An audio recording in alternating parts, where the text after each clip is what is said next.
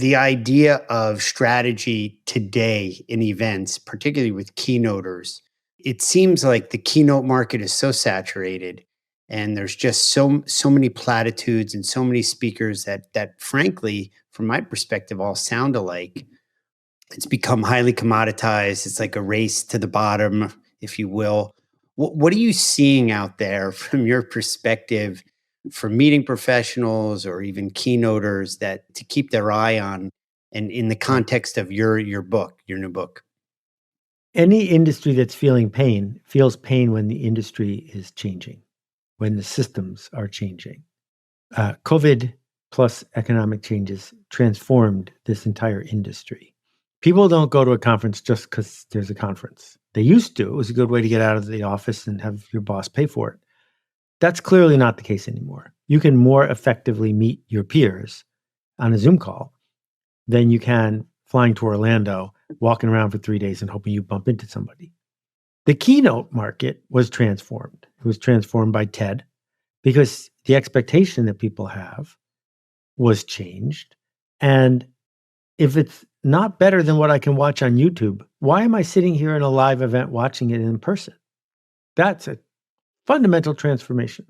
So the keynote market isn't saturated. What's saturated is the indifferent, safe, cheap keynote market.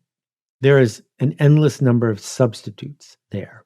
And if you are paying for a safe, reliable, boring keynote, you're making a mistake because you can get that for free. There's another hump in the distribution, however, away from free, and that is for Remarkable. This is the keynote that will get the audience to come just because they're there. This is the keynote that establishes a level of status for what you're offering. And the big transformation is this is the keynote that makes being in the room live worth being there. And I'm doing a lot of my keynotes on Zoom now because I find it's way more effective and I can actually connect with people because I make them interactive like this conversation. But if you are hoping to make it to retirement by running events the way you used to, you're not going to be able to do that. That's over. But there has never, ever been a better time to launch a transformative event, an event that costs more because it's worth more, an event that people talk about 3 or 5 years later. That will feel risky, but it's actually the safest thing you can do. Yeah, and in a sea of sameness, it's hard. Not everybody, especially if you're a producer or you own the event, you're on the hook. Do you have the margin to kind of stop and, I don't know if the word is pivot or take down a different path, but in the world, in the race to the middle and unremarkable events and unremarkable keynotes, I hear you loud and clear. I was recently at an event and a CEO was sharing in intimate detail about their number one client that they got rid of.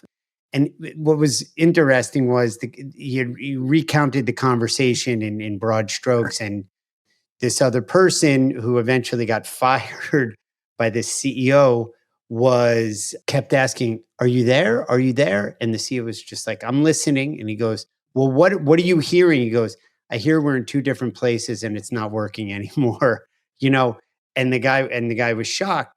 And what I took away from that, Seth, I'll land this plane in a minute, is, there was a status shift.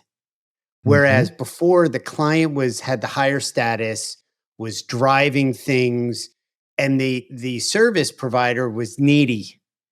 And I find, as an agency, as a speaker broker, I'm gaining my voice in my status, not because I'm booking, these famous people, which I'm really not, or that I have a higher volume, which I am slightly every year, but that I'm beginning to find my footing on choosing who I want. And parts of your book spoke to me or resonated in that idea. You're smarter, the two of Seths here. Help me land that plane. Does that Well, make sense? let's get very granular to Okay. highlight the feeling that we're talking about. Yeah. So sometimes I'll show up at a gig. I've given more than 1,000 talks, and it'll be in the biggest room they could have. It's just before lunch, and the room is filled with tables for 10. Now, As a speaker, that means 1/3 to 1/2 the people have their back to me. And it means that half the room is filled with wood. There is nothing that happens in a room like that is transformative or memorable. And I will talk to the organizers in advance. And I say, why are we doing this? Why? You're paying me a lot of money. I don't have to come. There's lots of places I could go. I'm coming here to make a difference. And you just used your power to change the room to make it fail. Why did you do that? And these well-meaning people say, well, we need to because we have to serve lunch right after this and we don't have time.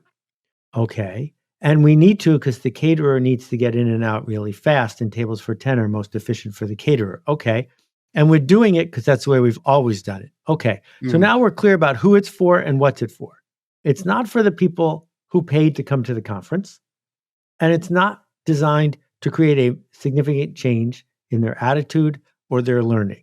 What it's designed to do is check a box and go on to the next thing. You did that because you're under pressure. There's systems in place. And that's why the status quo is the status quo, because it's good at sticking around. But if you want to understand why 10% fewer people are going to come next year to Orlando, take a look at what you just did there. What you did was you made the logistics people in charge, and you forgot why you were having the event in the first place. Yeah. And I got 40 examples like that. I'm not bringing this up because I hate round tables, though I do. I'm bringing this up because can you feel the feeling now that we're talking about? If you're not prepared to lean into things that might not work in service of better, then why do you think anything's going to get better? Look, and here's the I don't know if it's a surprising thing. Our audience are creative. I mean, at the end of the day, I'm a leads organization, I'm a sales organization, but I'm a creative person. I'm not painting, oil paintings, but I'm creative. And the suggestion of the example that you're using suggests that there needs to be more creativity because there's a lack of understanding who it really is serving the attendees to transform, make a difference, have an impact that's lasting.